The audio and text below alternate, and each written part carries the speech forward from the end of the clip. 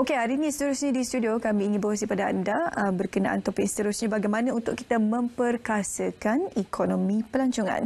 Jadi pada pagi ini saya perkenalkan tetamu yang kami bawakan di studio iaitu Datuk Seri Zainal Abidin Abdul Hamid selaku Pengerusi Pertubuhan Kebajikan Ekonomi Kerjasama Malindo ataupun lebih dikenal sebagai Malindo Care. Datuk Seri, apa khabar? Selamat pagi. Alhamdulillah sihat-sihat. Sihat ya? Saya pun sihat juga alhamdulillah. Yalah, ini adalah masa yang sesuai untuk kita menjaga kesihatan kita untuk pergi melancong bersama dengan keluarga. Banyak sempadan telah pun dibuka. Jadi setakat ini kalau Datuk Seri boleh kongsikan, sempadan sudah dibuka, banyak sebenarnya pelancong daripada luar negara sudah pun datang ke Malaysia. Bagaimana setakat ini? Adakah proses pemulihan itu dapat disaksikan dan seperti yang dijangkakan? Okey, baik. Okey, terlebih dulu saya nak mengucapkan selamat pagi kepada semua warga RTM dan warga Malaysia semua. Jadi dalam industri pelancongan ni dia adalah industri yang utama lah, yang dianggap utama, yang boleh menjana pendapatan negara. Jadi apa yang kita nampak akhir-akhir ini setelah Yang Amat Berhormat Perdana Menteri mengumumkan pembukaan sempadan, jadi kita dapat lihatlah pengunjung telah mula datang ke sini dan industri pelancongan dah mula semakin meriah lah. Dan kita dapati banyak pendapatan atau hotel-hotel penuh. Baru-baru ni saya pun terlibat dengan percucian. Jadi saya ke Kelantan, saya dapati hotel pun bukan mudah untuk kita dapat lah. Jadi di sini kita dapat gambarkan bahawa industri pelancongan ini sudah mula mendapat sambutan daripada rakyat Malaysia sendiri dan pendatang luar. Jadi begitu jugalah saya ada kesempatan 2 minggu yang lalu ke Satun, ke melalui flight kapal terbang ke turun ke Hanyai, dan saya dapati airport pun dah semakin sesak, yang mana pengunjung-pengunjung sudah mula datang ke Malaysia ini daripada luar. Okey, baik. Yalah, setelah 2 tahun lama kita terperap, terkongkong di dalam rumah disebabkan oleh pandemik COVID-19, itu yang menjadi punca sebenarnya kenapa ramai yang berpusu-pusu keluar untuk melancong. Tambah perlu cuti sekolah baru-baru ni. Jalan highway pun jam, Datuk Seri. Okey. Jadi bagaimana sebenarnya untuk kita melancong sekarang ni tak sama dengan sebelum ni, pre-pandemik dulu. Sekarang ni ada banyak sebenarnya perkara yang kita perlu timbang balik, terutamanya bukan sebab COVID saja. HFMD pun banyak sekarang ni, banyak kes anak-anak ramai kena kuarantin sekarang ni. Jadi macam mana antara tip-tip Datuk Seri boleh kongsikan untuk kita melancong dengan selamat? Itulah dalam era endemik ini, berarti kita perlulah jaga kita punya faktor kesihatan kita lah. Begitu juga dalam pemain-pemain industri pelancongan ini, mereka juga kena pastikan bahawa tempat mereka, pekerja-pekerja mereka berada dalam keadaan sihat. Jadi berarti kita jaga kita lah, sama-sama menjaga kepentingan masing-masing dalam memastikan kesihatan ini sentiasa berada dalam keadaan yang baik.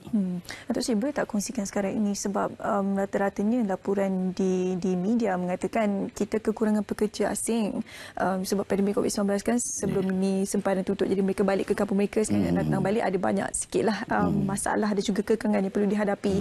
Bagaimana sektor pelancongan? Adakah terjejas disebabkan oleh kekurangan pekerja daripada negara luar ini? Okey, sudah tentulah industri ini terjejas daripada sejak pandemik dahulu, yang mana pekerja-pekerja terpaksa diberhentikan dan operasi perniagaan pun terpaksa juga tidak beroperasi seperti biasa. Ada yang terjejas sehingga gulung tikar. Jadi sekarang dengan pembukaan sempadan ini, saya nampak keperluan pekerja ini perlulah diambil berat oleh pihak kerajaan sendiri, yang mana industri ini perlukan kepada kita panggil pekerja-pekerja sama ada daripada dalam ataupun luar, yang mana pihak kerajaan kita dapat pertimbangkan dari segi kemasukan pekerja-pekerja daripada luar supaya dapat menampung kekosongan pekerja yang ada dalam industri pelancongan inilah. Jadi begitu juga pihak-pihak pemain industri pelancongan ini dapat memberi insentif ataupun keistimewaan kepada pekerja-pekerja mereka supaya pekerja mereka kekal setia bersama mereka, supaya dapat atasilah masalah yang saya sebutkan tadi itulah. Kekurangan itu dapat kita atasi. Yelah, bila kekurangan pekerja ni tiba-tiba kita menerima lambakan pelancong yang banyak, kita mungkin tidak boleh memenuhi permintaan tersebut, dan ini akan menyebabkan masalah yang berlaku. Contoh baru-baru ni ada juga viral kan, di lobi hotel. Nampak betul nak check in. Antara faktor yang saya difahamkan sebab tak cukup pekerja. Jadi masyarakat Malaysia ni nak melancong tak sabar-sabar sebab dah lama kan. Hotel pula kekurangan pekerja. Jadi ini adalah antara orang kata perkara yang berlaku sebelum inilah. Sekarang ni bagaimana? Adakah ini semakin pulih ataupun bagaimana? Okey, saya nampak sebab baru-baru ni saya pun terlibat dengan pergi bercuti. Jadi saya nampak perkara tadi tu saya tak jumpa lah. Berarti mungkin dia telah dapat diatasi. Cuma itulah pemain industri ini perlu sentiasa bersedia sekarang ni dengan pembukaan sepadan ni, dengan menambahkan pekerja mereka, menambahkan baik lagi perkhidmatan, supaya dia melambangkan Malaysia itu sendirilah. Jadi saya haraplah perkara melibatkan kepada kekurangan pekerjanya dapat kita atasi dengan segeralah, dengan penlibatan pihak kerajaan sendirilah, membuka ruang pekerjaan kepada warga asing untuk memenuhi kekosongan tadilah. Dan begitu juga lah untuk rakyat Malaysia sendiri, ambillah peluang ini untuk mendapatkan pekerjaan. Sebab kita dapati ramai juga yang masih dalam keadaan menganggur. Jadi dalam industri pelancongan ni mereka boleh lihat ruang-ruang kerja lah untuk mereka dapat menjana pendapatan mereka lah. Menyentuh berkenaan inisiatif yang diberikan oleh pihak kerajaan sebelum ini, kerajaan banyak memberi suntikan dana dalam sektor pelancongan untuk menghidupkan kembali, untuk menggerakkan kembali sektor ini. Jadi di waktu sekarang ini, waktu garis masa sekarang ini, adakah sektor pelancongan masih lagi memerlukan ataupun kebergantungan terhadap dana-dana yang dikeluarkan oleh kerajaan ataupun bagaimana? Okey, bagi pandangan saya memang sangat perlulah. Disebabkan daripada pandemik itu hari banyak yang terjejas. Mereka ini mengalami kerugian yang besar. Jadi sudah tentu untuk memulihkan perniagaan itu memerlukan suntikan modal daripada pihak kerajaan itu utamanya. Yang mana dengan 2 tahun yang berkeadaan tidak beroperasi itu sudah tentu banyak perkara kerosakan atau benda ataupun nak memulihkan lagi perkhidmatan mereka itu dari segi promosi dan sebagainya. Jadi ini perlukan kepada bantuan pihak kerajaan lah, lebih-lebih lagi berkaitan dengan suntikan dana. Bagaimana kadar kemasukan pelancong asing ke Malaysia setakat ini? Adakah ianya memberangsangkan? Saya lihatlah seperti mana saya beritahu tadi, saya berada di airport dalam 2 minggu lepas untuk ke Hanyai itu. Saya nampak banyak pelancong asing yang berada di pekarangan airport sendiri. Jadi ini membuktikan bahawa ada penambahan lah pelancong-pelancong yang datang ke sini. Masa yang sama pihak Kementerian Pelancongan sendiri telah mensasarkan pada tahun ini dalam 2 juta ke 5 juta pelancong lah untuk hadir dengan pelbagai aktiviti-aktiviti dan produk-produk pelancongan yang telah diwar-warkan lah, yang telah disediakan, dihidangkan kepada pelancong-pelancong dari luar. Bagaimana pengalaman Datuk sendiri apabila melihat pelancong asing di luar ini? SOP-SOP COVID-19 adakah masih lagi ketat? Pemakaian penutup separuh muka umpamanya?